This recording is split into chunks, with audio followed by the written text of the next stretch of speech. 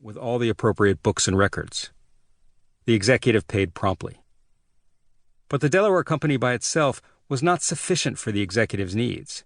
If he owned it directly, it would be clear to the soon-to-be ex-husband and the U.S. government who actually purchased the house. The lawyer suggested a Panamanian foundation that would legally own the Delaware company. The law firm gave the executive a choice of names for the foundation: Venora or Elias.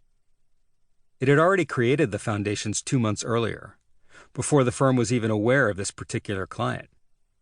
2 women who were actually low-paid employees of the firm ostensibly controlled the foundations. In actuality, they served as figureheads for thousands of companies and foundations.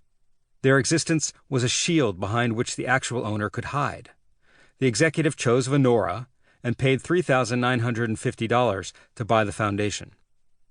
By this time, a lawyer from another firm in the United States had also been brought in to help shepherd the transaction. His retainer was $3,500. The executive made plans to fly to Seattle to buy the house, but the real estate broker informed him of a hitch.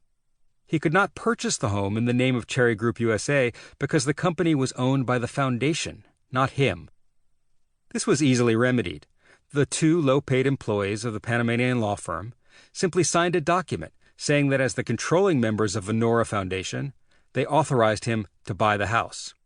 The law firm was willing to provide this service because the executive was paying for the house in cash, so there was no risk the Panamanians would be stuck with the mortgage. This was only one of thousands of transactions the law firm facilitated in 2015. Its name was Mossack Fonseca. Unbeknownst to the firm, at the same time it was helping someone secretly buy a house in Seattle, its data was being siphoned off and given to reporters. The resulting global journalism investigation, the Panama Papers, afforded an unprecedented look into the operations of an underground economy through which trillions of dollars flow annually. This river of cash exists in a largely unregulated place known as the Secrecy world. It's an alternate reality available only to those who can afford the trip. In the Secrecy world, wealth is largely untouchable by government tax authorities and hidden from the view of criminal investigators. Through the Secrecy world, family dynasties are nurtured, their fortunes, often acquired illicitly, laundered and passed on to heirs. It's a place where capital always triumphs over labor, and the well-to-do are free to ignore the laws that govern their fellow citizens. Global private wealth has steadily increased in recent years, from $121.8 trillion in 2010 to $166.5 trillion in 2016. An estimated 8% of the world's household financial wealth is held in the Secrecy world. The wealthy individuals who control this money appear disproportionately reluctant to contribute back to their native countries. One recent study of 3 Scandinavian nations found that personal tax avoidance among the population at large was about 3%. But for those in the top 0.01%, each of whom had more than $40 million in assets, a staggering 30% stiffed the taxman. Not surprisingly, the ease by which wealth is transferred through the Secrecy world has become a major contributor to global inequality. The effects are everywhere around us. Money hijacked by the Secrecy world is no longer available to pay for infrastructure, build schools, or police communities.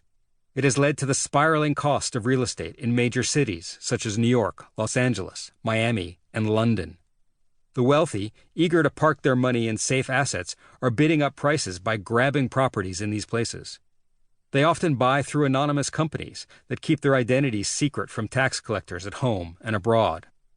In the last quarter of 2015, the buyers of 58% of all property purchases in the United States worth more than $3 million were LLCs. They spent a total of $61.2 billion. The biggest abusers of the Secrecy world are multinational corporations. They base their operations in places that provide minimal taxes and maximum secrecy, like Delaware, the Cayman Islands, and Luxembourg.